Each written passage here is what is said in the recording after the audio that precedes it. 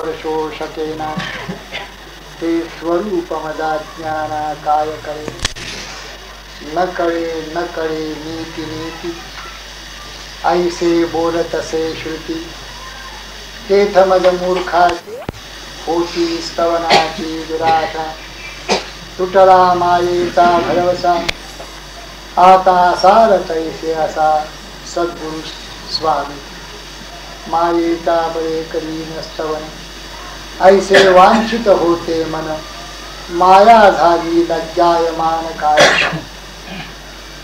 समर्थांच्या दासबोधामध्ये जी पवित्र स्थळे आहेत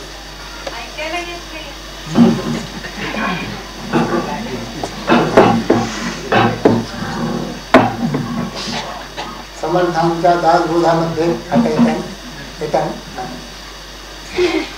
तुम्ही जे बोलत ते मला ऐकू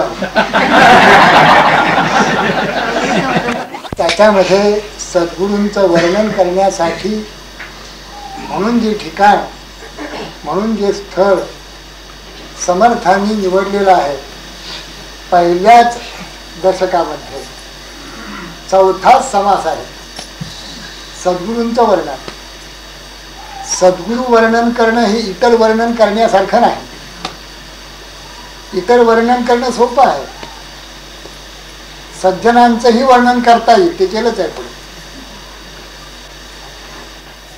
इतर परमेश्वराचं वर्णन करणं हे देखील एक वेळ शक्य होईल. पण सद्गुरूंचं वर्णन करताना प्रत्येक संत अडखळतो. म्हणून या आता स्तुती सांडोनी निवांता चरणी ठेवी जे माथा हे भले असं ज्ञानवानी म्हणून. सद्गुरूंचं वर्णन का करता येत नाही? सद्गुरूंचं वर्णन करणं म्हणजे अध्यात्म विद्येचंच वर्णन करणं आहे. अध्यात्म विद्येचं वर्णन कसं करावं? सद्गुरूंचं वर्णन करताना नाक डोळे कान वर्ण असं काही सांगता येईल का? जर कुणी अशा प्रकारचं वर्णन केलं तर ते सद्गुरूंचं वर्णन होणार नाही. कारण सद्गुरू हे जरी आकाराने दिसत असले तरी ते आकारी नाही. निराकार आधार ब्रह्मादिकांचा जया वर्णिता शीननी वेदवाचा. मग आता विवेके तदाकार होऊन राय हे जे वर्णन आहे तसं तदाकार जो कोणी साधक होईल तो मनानी बुद्धीनी म्हणजे निर्मळ मनानी अग्रबुद्धीनी काही बाही सद्गुरूंच्या विषयी समजू शकेल, वर्णन करू शकणार. स्तुती करू तरी नव्हेची या वेदा तिथे माझा धंदा कोणीकडे. परी हे वैखरी गोडावली सुखे रसना रसमुखे इच्छित असे. रूप वर्णावया कोठे पुरे मती रूमी होती जाती ब्रह्मांडी. तुका म्हणे तू ऐसा एक साचा ऐसी तव वाचा झाली नाही. तू जितका मोठा आहेस तितकी माझी बुद्धी जर असती मन असतं कितीही व्यापक मन जरी केलं परमेश्वर मिळू शकेल. पण परमेश्वर मिळवून देणारा जो सद्गुरू त्याचं वर्णन करता येणार. सद्गुरूंचं वर्णन करताना प्रत्येक संतांनी नाथांनी काय तुकोबांनी काय ज्ञानदेवानी काय आणि समर्थांनी काय चारीच्या चारी संतांनी आपलं अबलत्व सांगितलेलं आहे. मी अबल आहे अक्षम आहोत हे सगळं करता येण्यासारखं नाही. कारण काय शब्द म्हटला की मायेकार आणि माया जिथे लज्जायमान होते जिथे माया स्पर्शच करू शकत नाही असं सद्गुरूचं रूप आहे. अध्यात्म विद्या याचा अर्थ स्वरूप बोध स्वरूपानंद. त्या ठिकाणी माया जाऊन स्पर्श करू शकत नाही. माया बाकीच्या पदार्थांना स्पर्श करते पण स्वरूपाला स्पर्श करू शकत. स्वरूप त्या मायेच्या पलीकडे राहत. देह मन बुद्धीच्या पलीकडे राहत आणि जेवढं वर्णन शब्दामध्ये येतं ते देहाचं येईल मनाचं येईल किंवा बुद्धीचं येईल. म्हणून सद्गुरूंचं वर्णनच नाही. माया झाली लज्जायमान काय करू.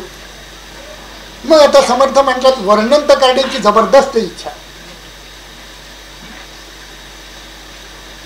बोलता येत नाही तरी वाणीमध्ये आणायचा आम्ही प्रयत्न करणार. आमच्याजवळ बेलाची पानं नाही तर निगडीचा पाला वाहतातच की नाही. बोल जरी गंगावती तरी स्वीकाराल तुम्ही. तसं या बोलण्यामध्ये तुम्ही सापडत नाही ही गोष्ट खरी, पण आमच्या वाणीला, आमच्या जिभेला, आमच्या मनाला स्तुती केल्याखेरीज राहवतच नाहीये.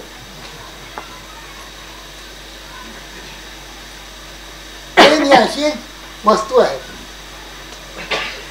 की त्या प्रेम अंतःकरणामध्ये साठून आलं की डोळ्याच्या अंगाने तरी नाही तर वाणीच्या अंगाने तरी ते वाहत राहत. तसं सद्गुरूंच्या विषयी अत्यंतिक प्रेम समर्थांना निर्माण झालं आणि ते प्रेम त्यांच्या अंतःकरणात मावेन असं झाल्याबरोबर जे बाहेर पडलं वाणीनी तेच हे वर्णन. जयांतरी भगवंत अचल राहिला निवांत तो स्वयंचे बोलत ते ब्रह्मनिरूपण. समर्थांच्या अंतरंगामध्ये सद्गुरू पूर्णपणे बसून राहिले आणि म्हणून ज्या ठिकाणी शब्द न इति म्हणून परत फिरतात वेदांचे देखील, तिथे काही बाई सद्गुरूंचं वर्णन करायला ही संत मंडळी तयार होती. तसंच ते वर्णन आहे पुढलं.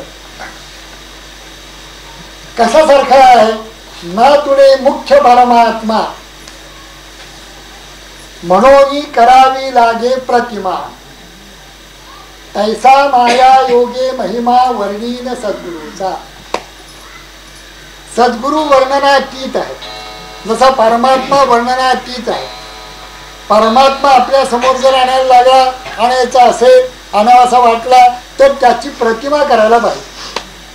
प्रतिमा म्हटली म्हणजे मग आपली आवड आहे. रामचंद्रांना धोतर नेसवायचं का पितांबर नेसवायचं आपल्या आवडीची गोष्ट आहे. त्यांना काचा मारून नेसवायचं का असं घाट बांधून नेसवायचं आपल्या आवडीची गोष्ट आहे. त्यांना वर उत्तरीय वस्त्र पाहिजे का नको आपल्या आवडीची गोष्ट. किरीट घालावा का नुसते मोकळीचे सोडा आपल्या आवडीची गोष्ट आहे. ते चालताना दाखवले का स्थिर उभे राहताना दाखवावे का सिंहासनावर बसलेले दाखवावे, पंचायतन असावं का एकटेच राम प्रभू पाहिजे आपल्या आवडीची गोष्ट आहे. प्रतिमा म्हटली की आपली आवड, भक्ताची आवड, भक्ताचं मन, भक्ताची बुद्धी, भक्ताचं प्रेम, त्याच्यामध्ये जितकं काही आणता येईल तितकं आणायचं. पण जे काही आणलं असेल प्रतिमेमध्ये ती प्रतिमा म्हणजे काही मुख्य परमात्मा नव्हे. जाणावा देव निर्गुण यासीच म्हणावे ज्ञान येन ते अज्ञान सकळ काय. समर्थ अगदी स्पष्ट आहे त्यावर. जाणावा देव निर्गुण यासीच म्हणावे ज्ञान येन ते अज्ञान सकळ काय. देवपदा आहे निर्गुण देवपदी अनन्यपण हाच अर्थ पाहता पूर्ण समाधान बाणे. देवपद निर्गुण आहे. निर्गुण याचा अर्थच म्हणजे गुणातीत. जिथे सत्व रज आणि तम हे तिन्ही गुण येऊ शकत नाही त्याच्या पलीकडे. आणि गुणातीताचं वर्णन कसं करणार. म्हणून मग त्याची प्रतिमा करून जशी समोर ठेवतात. मुख्य परमात्मा आतुरला जात नाही, कळत नाही, मनबुद्धी वाचेच्या पलीकडे राहतो म्हणून जशी प्रतिमा करतात आणि त्याचं वर्णन करतात. रामचंद्रांचं वर्णन जसं केलेलं आहे निर्णय कवीने तसंच वर्णन मी सद्गुरूंचं करेन. मुख्य परमात्मा बाजूला राहत तसं मुख्य सद्गुरूंचं रूपडे बाजूला ठेवा. आता त्यांची प्रतिमा त्यांचं काही बाह्य वर्णन मी करतो. न प्रतीके नाही सहा असं ब्रह्मसूत्रच आहे. प्रतीक म्हटलं म्हणजे ते वेगळा. परमात्मा मुख्य राहणार. परमात्मा हा निर्गुण निराकार अचिंत्य अलक्ष. त्याला त्याचं वर्णन करता येत नाही, त्याला पाहता येत नाही. त्याला पाहता म्हणजे तया पाहता पाहता तेच झालं. त्याला पाहताच येत नाही. त्याला पाहायचं म्हणजे तेच व्हायचं आहे. मुख्य परमात्मा असा असल्यामुळे त्याचं वर्णन करणं अवर्णनीय आहे, वर्णनातीत आहे, जिभेमध्ये न सापडणार आहे. पण मग प्रतीक जर त्याचं केलं तर ते मात्र आपल्या आवडीचं असल्यामुळे मग रामचंद्रांचं वर्णन करतात. रामचंद्रांचं वर्णन करतात. नाना प्रकारांनी वर्णन केलेलं आहे. रामचंद्र आहेत, सीतामाई डाव्या बाजूला बसलेले आहेत, मांडीवरच बसलेले आहेत. लक्ष्मण आहे, भरत आहे, शत्रुघ्न आहे, मारुती खाली पायाजवळ आहे, वर्णन करतायत. पण हे वर्णन करता करता अपेक्षा अशी आहे की हे वर्णन करता करता मुख्य जो परमात्मा आत्मा राम आत्माराम उपासना तेने पाविजे निरंजना. आत्माराम, त्या आत्मारामाकडे जाता यावं हा याही वर्णना पाठीमागचा हेतू आहे. तसं सद्गुरू मुख्य सोडून गेला, अवर्णनीय वर्णनातीत, पण मग त्याची प्रतिमा केली, काही बाही मनासमोर आणलं, त्याचा आकार मनासमोर आणला. या आकाराने सद्गुरू तत्व नटलेला आहे. तो ज्ञानेश्वरांचा आकार, समर्थांचा आकार, नाथांचा आकार, तुकोबांचा आकार, स्वरूपानंदांचा आकार, श्रीधर स्वामी महाराजांचा आकार, नाना तऱ्हेच्या आकाराने, वासुदेवानंद सरस्वतींचा आकार, नाना तऱ्हेच्या आकाराने तो मुख्य सद्गुरू तत्व या आकाराने नटलेला आहे. या आकाराचं वर्णन काही बाही करता येत. ही प्रतिमा आहे, ही चालती बोलती प्रतिमा आहे. या प्रतिमांचं वर्णन अनेकांनी केलेलं आहे. तसं मी करीन असं समर्थ म्हणतात. शेवटी हे नाईलाजाने म्हणतात, इलाज नाही म्हणून म्हणतात. जर मुख्य परमात्मा तुम्हाला जर शब्दामध्ये आणता आला असता अधिक चांगलं झालं असतं, पण तो येत नाही म्हणून प्रतिमेचं आता वर्णन करतो. नातोडे मुख्य परमात्मा म्हणून करावी लागे प्रतिमा, तैसा माझ्या योगे महिमा वर्णीन सद्गुरूचा. जो महिमा वर्णन करायचा आहे तो शब्दानेच करायचा असल्यामुळे शब्द मायेमध्ये येतात, तेव्हा मायेच्याच बळाने मी वर्णन करणार आहे. त्याच्या आधीच्या 2 ओव्यामध्ये महाराजांनी स्पष्ट केलं आहे की माया झाली लज्जायमान काय करू. त्याच्या आधीच्या याच्यामध्ये माया ही माया कधीच स्पर्श करू शकत नसल्यामुळे सद्गुरूंचं वर्णनच करता येत नाही, हे खरं. त्याच्यानंतर दुय्यम गोष्ट म्हणून आता ते करतायत वर्णन. ही काही मुख्य गोष्ट नाही, दुय्यम आहे. मग अध्यात्म विद्येविषयी किंवा सद्गुरूविषयी सर्वसाधारण माणसाने कळावं कसं, त्याच प्रेमाने त्याच कळवळ्याने हे सद्गुरूंचं वर्णन आहे.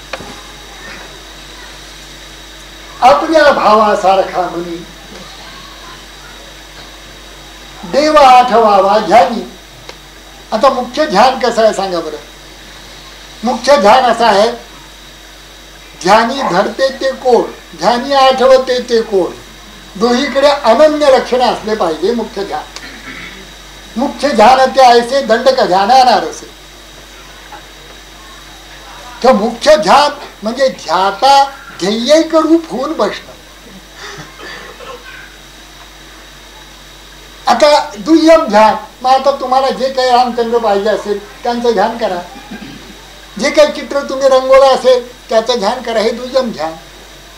मुख्य ध्यान मनाचं उन्मन करणं, उन्मन अवस्थेमध्ये जीवशिवाची गाठ पडणं, आपण आनंद स्वरूप चित घन आहोत असा बोध त्या अमन अवस्थेमध्ये ठसवून घेणं, हे ध्यान. ध्याता आपणची परी ध्यान रूप वृत्ती माझारी, ध्येयत्व घे हे अवधारी ध्यान रूढी गा. ध्याता आपणच ध्यानरूपी वृत्तीमध्ये ध्येयत्वानी आपण स्वतः आहोत असे कल्पना करून घेतो, त्याला ध्यान असं म्हणतात.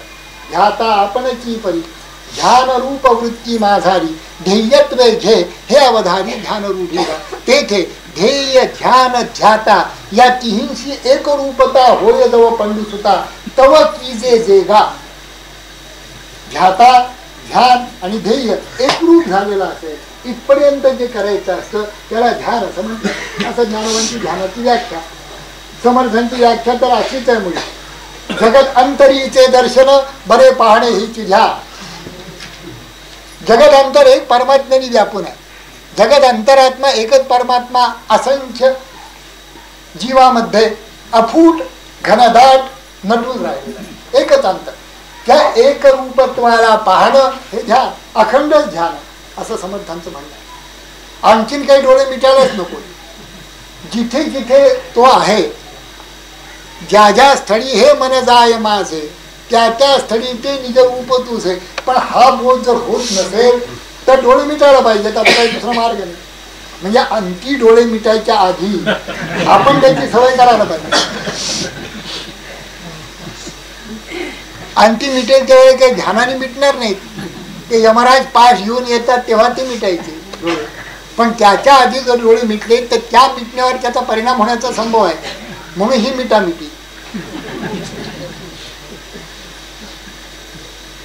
समर्थांचं म्हणणं असं आहे की प्रत्येक अंतरामध्ये परमात्माच आहे.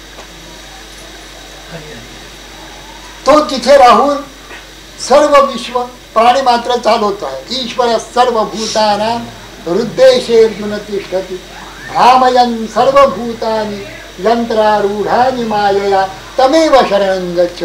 आणि शरण जायचं म्हणजे तया अहम वाचा चित्त आंग देवुनिया शरण रिघ महोदधी का गांग रिघाले जैसे. असं तू त्याच्याशी तन्मय हो, एकरूप हो, हेच घ्या.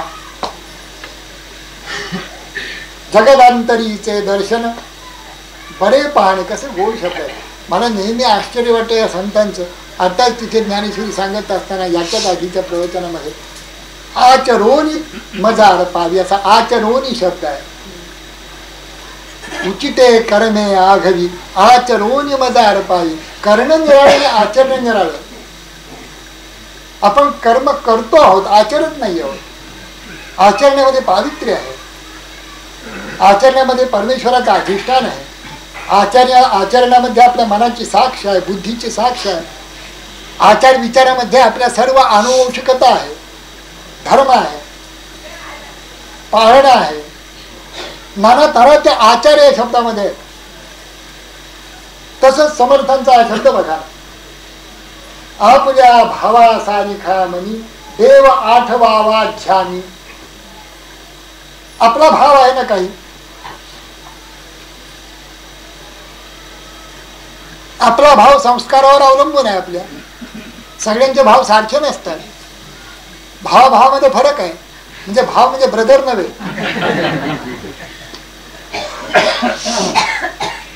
आपला जो भाव आहे हा भाव देखील अचानक कुठून तरी निर्माण झालेला नाही. जन्मजन्म जे काही सुकृत आपण केलेलं आहे, याही जन्मामध्ये आतापर्यंत जे काही सुकृत आहे त्याने हा भाव निर्माण झालेला आहे. फार बुद्धी तुम्ही चालवायला लागला की भाव मरून जातो. फार बुद्धी चालवू नये, भाव मरतो. स्टॅटिस्टिशियन होता तो गोंधळ्याला गेला, महाराजांना भेटला. महाराज म्हणाले आपलं वय किती झालं? तर म्हणाले 27-28 होत. मग लग्न नाही का करायचं? तर म्हणाले करायचं आहे. मग अडलंय कुठे? परिस्थिती चांगली आहे, तुम्ही चांगले धट्टेकट्टी दिसता, शिक्षण पुरे झालेलं आहे, नोकरी मिळालेली आहे, मग त्या लग्नाचं काय अडलंय? ते म्हणाले बा महाराज खरं सांगायचं म्हणजे असं आहे की मी स्टॅटिस्टिकली प्रूव्ड झाल्याशिवाय. महाराज म्हणाले म्हणजे काय करायला पाहिजे? काय नाही, मी एक 100 झुडपी निवडणार आहे घरं, माझ्या ओळखीचीच का होईना पण 100 घरं निवडणार. त्यांना मी विचारणार तुम्ही लग्न केलं त्यावेळेस तुमची आर्थिक स्थिती कशी, आता तुमचं भागतं कसं, तुम्ही इतके 2-3 मुलं 4 मुलं आहेत, त्या मुलांचं तुमचं बायकोचं तुमचं पडतं का, असे नाना तऱ्हेचे प्रश्न मी विचारणार त्यांना. आणि त्याच्यावरनं मला जर कळलं की बा लग्न करावं, हरकत नाही करायला, बरेच लोक सुखी दिसत आहेत, असं लग्न करावं असं कळलं तर मी लग्न केलं. आता भाव संपला ह्याचा, हा बुद्धिनिष्ठ झाला. आता या बुद्धिनिष्ठ झाला की मग भाव संपतोच. हा समोर आहे, पंढरीनाथांना गेले भेटायला, समोर पंढरीनाथ आहे, भावाचा पुतळा उभा आहे, चैतन्याचा जिव्हाळा उभा आहे, ज्ञानदेवांपासून लोटांगणी गेलेले आहेत संत. आता आणखीन काही सांगायची आवश्यकता नाही. पण जर एखादा बुद्धिनिष्ठ मनुष्य तिथे गेला आणि तो जर म्हणाला हा दगडात राहा आधी पंचायत उभा कैवल्याचा गाभा चंद्रभागे काठी असं म्हणतात संत. आणि हा म्हणतो दगडाचाच ना, मग तसा आळंदीला गेले तरी दगडच आणि पावसला गेले तरी दगडच आणि तुम्हीच दगड असल्यानंतर सगळ्यात दगड.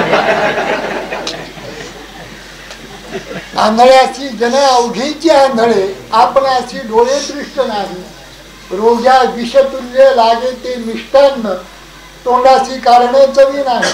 तुका म्हणे शुद्ध नाही जो आपण तया त्रिभुवन अवघे खोटे. आपल्या भावासारखा आठवावा म्हणावं. रामचंद्र आहे, रामचंद्रांचा जन्म झाला, हो पण अजन्मा कसा जन्माला ते तू बोलू नकोस. आज जन्म झाला, मला ते ज्ञान नको आहे तुझं, मला भाव पाहिजे. भावाने देव भेटतो, ज्ञानाने भेटला नाही कोणाला. ज्ञान काय करायचंय? मना सर्व जाणीव सांडून राहे तयाहून व्युत्पन्न तो कोण आहे.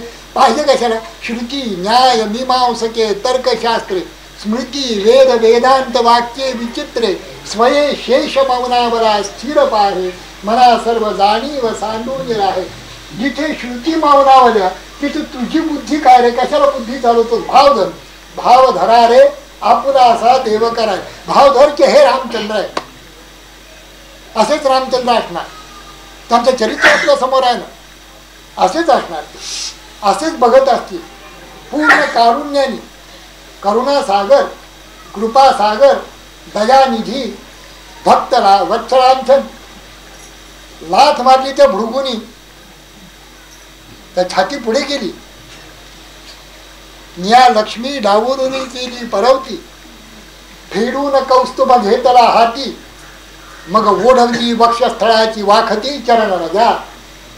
ते पाऊलांची मुद्रा मी अजूनही वाहे सुभद्रा. आपल्या दैव समुद्रा जतने लागी. माझं परम भाग्य आहे. भगवंत म्हणतात की भक्तांनी लाथ मारली ते भक्त वत्सलांछन मी अजून मिरवतोय. असे हे परम कृपाळू, परम दयाघन असे प्रभू हेच रामचंद्र आहे. इथे बुद्धीचा प्रश्न नाहीये, हा भावाचा प्रश्न आहे. एकदा विवेकानंद फिरत फिरत एका राजाकडे गेलो. तो राजा असाच होता, बुद्धिनिष्ठ. त्यांनी आपल्या घरी राजवाड्यामध्ये बोलवलं विवेकानंदांना. विवेकानंद बसले. मोठं प्रशस्त आसन घातलं होतं त्यांच्यासाठी. सगळं महाराज जोडून उभे राहिले त्यांच्या पुढे करत जोडून. मला म्हणाले एक प्रश्न तुम्हाला विचारायचा. देव निर्गुण आहे हे बरोबर आहे ना? विवेकानंद म्हणाले बरोबर. मग या प्रतिमा बितिमा ह्या काय आहे? खुडचट लोकांना खूळ लागलेला आहे. हे काय करायचे आहेत प्रतिमा? ते म्हणाले ज्याचा त्याचा भाव असतो त्याप्रमाणे प्रतिमा करतात.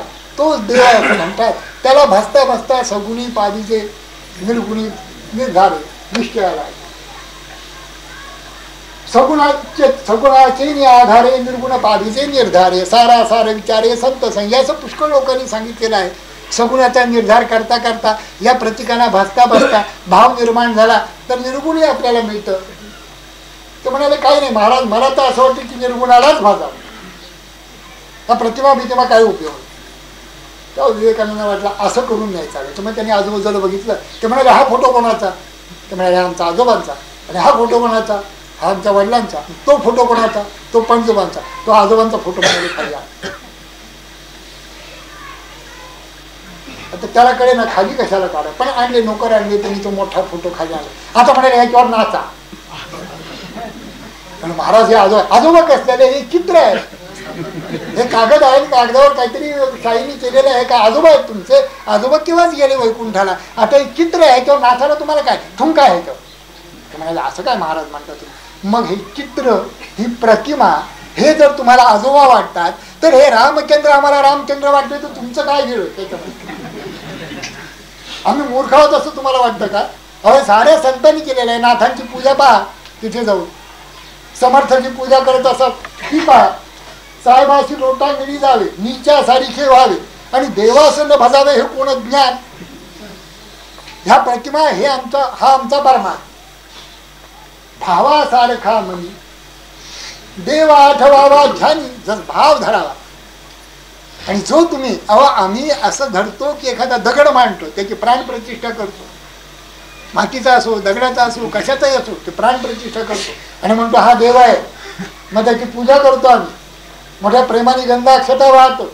आपण गणपतीचं काय करतो? मोठ्या प्रेमाने हे सगळं करत असतो. गणपतीला मोदक आवडतात का? आपल्याला आवडतात कोणाला, पण गणपतीला आवडतात असं धरतो. गणपतीला मोदक आवडतात, आपण त्याचा नैवेद्य दाखवतो. दुर्वा त्यांना आवडतात म्हणून दुर्वा आणतो. 21 दुर्वा पुन्हा त्या मोजक्या नेमक्या सगळं काय, रात्री आरती काय ना काय, हे सगळं कशासाठी मग करतात? आमच्या अशी खात्री आहे की या देवाला भसता भसता भसता ब्रह्मदृष्टी उत्कर्षत्वा हळूहळू आमची दृष्टी बदले. पूजा घेता ती प्रतिमा, अंगा येतो अंतरात्मा. अवतारी तरी निजधामा होऊन गेले परी ते निज रूपे असती. याच्यामध्ये ते आहेतच आहे. जगज्योती आहे, जाणती काळा. तेव्हा प्रत्येक वस्तूमध्ये ती आहे. आणि प्रत्येक कोण आणि कोण जर रामाने भरलेला आहे तो प्रत्यक्ष रामच राम नाहीत का रे?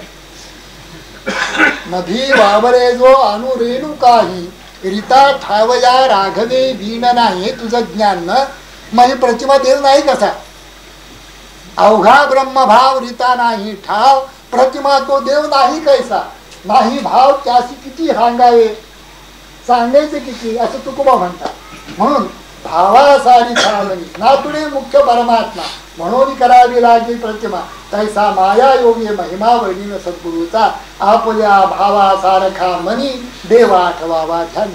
आपला भाव जसा असेल, रामाच्या तिथे असो, कृष्णाच्या तिथे असो, दत्ताच्या तिथे असो, शिवाच्या तिथे असो, कुणी ओम नमः शिवाय म्हणा, दत्त दत्त म्हणा, कृष्ण कृष्ण जय कृष्ण कृष्ण म्हणा, श्रीराम जय जय राम म्हणा, कोणताही मंत्र, कोणतीही देवता, अखेर सर्व देव नमस्कार केशवम प्रति गच्छती, तुम्हाला त्या मुख्य नारायणालाच नेऊन पोचवतील. ह्याच्याविषयी संदेह बाळगण्याचं भक्तांना काहीच काम नाही. भावासारिखा मनी देवा आठवावा ध्यानी, हे जसं आहे.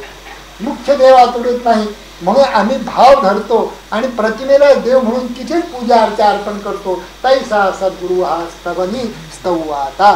तसा मुख्य सद्गुरू आम्हाला आतुरला जात नाही, ते आमच्या कल्पनेच्या बाहेर आहे. म्हणून त्यांची प्रतिमा केली, त्यांचे पुतळे केले आणि मग त्यांचं आता स्तवन आम्ही सुरू करू. जय जयाजी सद्गुरु राजा. आता सुरुवात केली. सद्गुरु राजा पुष्कळ राजा आहेत. आळंदीमध्ये 700 वर्षामध्ये बरेच राजे होऊन गेले. ब्रिटिश साम्राज्य होऊन गेलं, मराठा पॉवर होऊन गेलं, मोगल साम्राज्य होऊन गेलं, सगळे होऊन गेले. पण आळंदी कोणाची असा आज जर विचारलं 700 वर्षानंतर ज्ञानेश्वर. सज्जनगड उलट सुलट कितीतरी लोकांच्या हातातून येऊन गेला. पण सज्जनगड कोणाचा असं जर म्हटलं, समर्थांची वस्ती आहे त्या गडावर. कोणतंही गाव घ्या तुम्ही, ते कोणाचं गाव असं, पैठण कोणाचं असं विचारलं काय मोंगलांचं आहे असं म्हणलं का ब्रिटिशांचं असं म्हणलं, पैठण नाथांचं. पावस कोणाचं काय, तिथे कोणी श्रीमंत आहे त्यांचं पावस पडू का, कोणाचं पावस, पावस स्वरूपानंद. पुष्कळ श्रीमंत म्हणतात आमचं हे गाव आहे, ते श्रीमंत जातात निघून. हो पंचमजार्ज गेले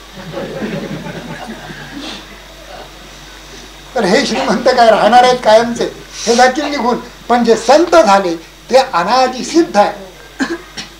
अनादि सिद्ध अवतार माळा गुंफिले ईश्वरे गुंफिले अवलीळा, अनादि सिद्ध अवतार माळा. या संतांचे अवतार आहे, देवाचे अवतार तसे संतांचे अवतार आहे. अशा प्रकारचे हे जे संत ज्या गावाला झाले त्या संतांचं ते गाव असं आजपर्यंत आपण समजत आहोत. जय जय म्हणून ते सगळ्या राजामध्ये राजे, चक्रवर्ती सम्राट, स्वानंद साम्राज्याचे धनी. जय जयाजी सद्गुरु राजा, म्हणून राजा शब्द आहे. जय जयाजी सद्गुरु राजा विश्वंभरा विश्वबीजा. सद्गुरु विश्वंभर आहे, विश्वाचं भरण पोषण तेच करतात. विश्व जे चालतं आहे ना ते ही मंडळी आहेत म्हणून चालतं. एकदा विवेकानंदच गेले होते, पवनहारी बाबा त्यावेळेला गुहेत असत, एकांतात असत. तो तेजस्पुंज महापुरुष विवेकानंद भेटायला गेल्यानंतर ते म्हणाले, महाराज आम्ही तिकडे तिकडे काहीतरी प्रवचन करतो, हे करतो, फिरतो, आपण जर केलं तर लोकांच्यावर कितीतरी मोठा प्रभाव पडेल. आपली वाणी उत्तम, आपलं तेज मोठं, आपली साधना मोठी, तपस्या मोठी, आणि तुम्ही काही बोलत नाही, काही चालत नाही, लोकांच्या पुढे येत नाही, हे काय. तर ते त्यांनी त्याच्याकडे बघितलं विवेकानंदांकडे आणि म्हणाले की अरे मग तू जे बोलतोस ते कोणामुळे.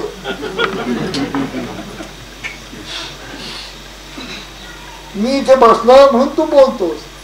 विश्वंभरा असा शब्द आहे. विश्वाचं जे भरण पोषण चाललेलं आहे, विश्व जे उन्मार्गगामी न होता सन्मार्गगामी काही बाह्य राहतं ते यांच्यामुळे राहत. सगळीच्या सगळी मंडळी आहे ती उत्तम व्हायला पाहिजेत असं नाही. 5 पांडव पुरे, 100 कौरव चालतात. पण 5 पांडव एकदा धर्मराजाने विचारलं कुंतीने, कशा करता धर्माचं आचरण तुम्ही करता. ज्या धर्माने उघड उघड चालतात ते राज्यावर आहेत आणि तुम्ही धर्मराज, तुम्ही वनवास भोगता. मला तर या धर्माचा वीट आले. तुम्ही कशा करता हे करता, तुमची धर्मपत्नी म्हणून मला यायला लागतं, कशा करता तुम्ही हे सगळं करता. तेव्हा त्यांनी द्रौपदीला असं उत्तर दिलेलं आहे की हे पहा, धर्म मी काही विकायला काढलेला नाही. मला राज्य पाहिजे म्हणजे मी धर्माने राहीन असं नव्हे. धर्म हा माझा अंगभूत गुण आहे, माझं कर्तव्यच आहे. धर्माचं पालन करायचं नाही तर का अधर्माने राहून मी राज्य उपभोगू? राज्य मिळेल नाही तर न मिळेल. राज्य येतील आणि जातील. कौरवांचं राज्य आज तुला दिसतंय, उद्या ते नष्टही होईल. परंतु धर्मराज हे जे नाव आहे ते अखंड राहील, कारण मी धर्माने कशा करता ते वागत नाही, कशा करता ते नाहीये. कोणत्या ऐहिक फायद्यासाठी मी धर्माचं आचरण करत नाहीये. ते पुढे आणखीन कलियुग आलं म्हणजे तसं लोक करतील, धर्माचं आचरण फायद्यासाठी करतील. पण आता करत नाहीये. मी जे करतो आहे ते धर्मासाठी. काही आळापेष्टा होय त्याच्याशी काही कर्तव्यच नाही मला, केव्हा तरी जीवन संपायचंच आहे, अशा प्रकारचं उत्तर त्यांनी दिलं आहे. विश्वंभरा याचा अर्थ हा.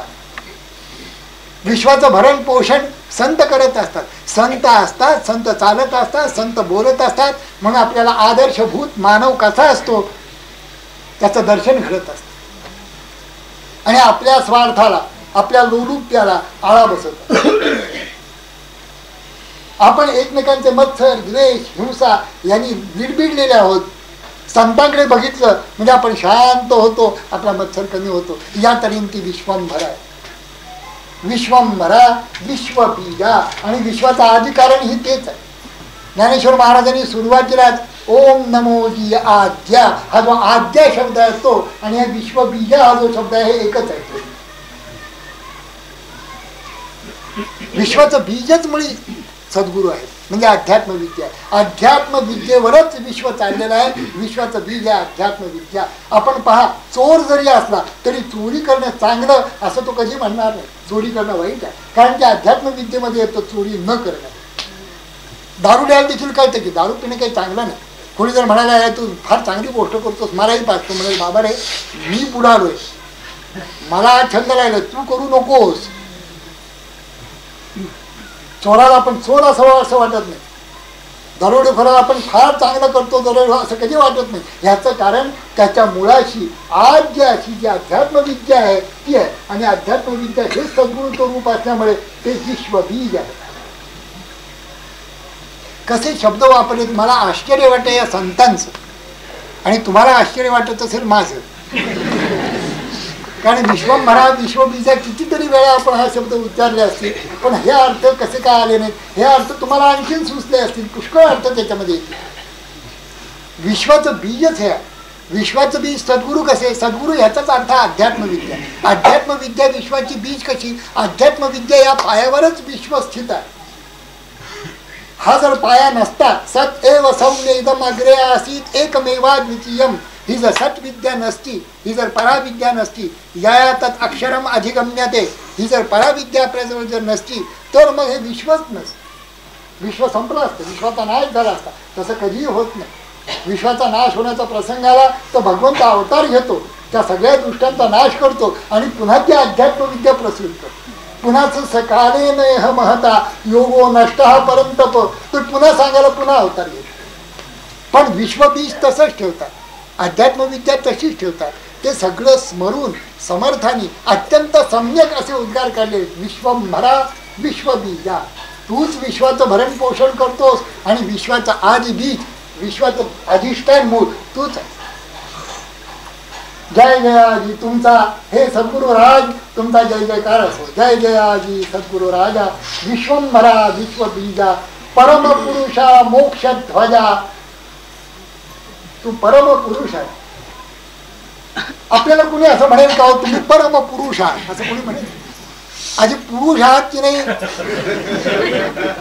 कारण विचार पाहेल तो पुरुष, विचार न पाहेल तो पशु, ऐशी वचने सर्वेशु ठाई ठाई बोलला. समर्थांच्या दृष्टीने पुरुष तो की ज्याला आत्मानात्म विचार आहे. आत्मानात्म विचारच ज्याला नाही त्याला पुरुषच म्हणता येत. या देह रूपी नगरामध्ये सुखाने झोपतो म्हणून त्याला पुरुष म्हटलेला आहे. सर्व या सगळ्या इंद्रियांच्यावर ज्याचा ताबा चालतो म्हणूनही त्याला पुरुष असं म्हटलेलं आहे. पण सगळ्या इंद्रियांच्या अधीन जे झालेले आहेत त्यांना पुरुष कसं म्हणता येईल बरं? आणि पुरुषच जर नसेल तर परम पुरुष कसा होईल? ही जी मंडळी आहे यांचं सगळं ताब्यात आहे. वशे ही असती इंद्रिय आणि तस्य प्रज्ञा प्रतिष्ठिता, असे सुप्रतिष्ठित झालेले प्रज्ञा ज्यांची सुप्रतिष्ठित आहे असे हे पुरुष आहेत. आणि पुरुषच नुसते नव्हे तर परम पुरुष आहे. परम पुरुष हे भगवंताला लावतात, नाही तर सद्गुरूंना. विश्वंभरा एक भगवंताला लावतात, नाही तर सद्गुरूंना. विश्व बीज आहे जे विशेषण सगळे लावले आहेत, एक तर सद्गुरूंना लावतात, नाही तर भगवंतांना लावतात. भगवंत आणि सद्गुरू याच्यामध्ये काहीही फरक नाही, एकच ते. विश्वंभरा विश्वबीजा परम पुरुषा मोक्षध्वजा. तुमचं जे निशाण आहे ना त्याच्यावर कोणतं चिन्ह आहे माहितीये? मोक्ष. त्याच्यावर स्टॅम्प आहे मोक्ष. तुम्ही मोक्षध्वज आहात. याचा अर्थ असा की त्या निशाणाखाली जो कोणी येईल त्याला मोक्षाच्या अलीकडलं काही. जसं गीता नेगी मोक्ष हरवते, समर्थदाता कोणा ते ना न म्हणे. गीता जशी मोक्षाच्या अलीकडलं काहीही देत नाही, तसं सद्गुरू मोक्षाच्या अलीकडलं काहीही देत नाही. तुम्ही म्हणाल मला स्वर्गात जायचं आहे, ते म्हणजे स्वर्ग काय? ते तम भुक्त्वा स्वर्गलोकम विशालम क्षीणे पुण्ये मर्त्यलोकम विशंती. असा हा येणं जाणारा गतागतम कामकामा लभंते. तू निष्काम झालेला साधक आहेस, तुला स्वर्ग नाही तुला मोक्षाला नेऊन ठेवतो, म्हणून मोक्षच देणारे असे ते मोक्षध्वज सद्गुरू. कसे शब्द आहेत. मला या शब्दांचं मोठं कौतुक वाटतं या संतांचं. जसं बीजामध्ये संबंध वटवृक्ष असतो एवढंच बी, तसं एकेका शब्दामध्ये सगळी अध्यात्मविद्या आणलेली आहे संतांनी. आपण शब्द समजून घ्या, नुसते शब्द समजून घ्या इतकं जरी केलं आपण तरी देखील पुष्कळच झालं. शब्द न समजता वाचणं हेही बरं आहे, पण शब्द समजून वाचलं अधिक चांगलं. आणि शब्द समजून अंतःकरणामध्ये तो जर ठसला फारच चांगलं. आणि त्याप्रमाणे आपल्याला वाटायला लागलं, भासायला लागलं, तो आनंद आपण मिळवायला लागलो, मग आणखीन आपल्या आनंदाला आपल्या सुखाला पारावर राहतो. कोणताही ग्रंथ घ्या, नाथांचा भागवत घ्या, ज्ञानोबांची ज्ञानेश्वरी घ्या, समर्थांचा दासबोध घ्या, हे ग्रंथ असे आहेत की त्यातला प्रत्येक शब्द आणि शब्द आपल्याला हलवून जागा करत की चला उठा. ते मोक्षध्वज आहेत, त्या ध्वजाखाली आपण जमूया. सारे यारे यारे लहान थोर भलते याती नारी नर कोणी या, असं कोणालाही बंदी नाही. त्यांनी मोक्ष हे आपली कामारी दासी केलेली आहे. मोक्षू दुराराध्य कीर होय तरी तो आराधी तुझे पाय. सद्गुरूंचं वर्णन करताना ज्ञानोबा माऊली म्हणतात मोक्षू दुराराध्य कीर होय. खरोखरीच अवघड आहे मोक्षाला जाणं. मोक्ष त्यांनी पाळणा दान ठेवलं, मी सभासाला संपवायचं होता. मोक्षू दुराराध्य कीर होय तरी तो आराधी तुझे पाय. मोक्ष जो दुराराध्य मोक्ष तो तुझ्या चरणाचा दास आहे. म्हणून धाडीसी तेथ जाय पायकू जैसा.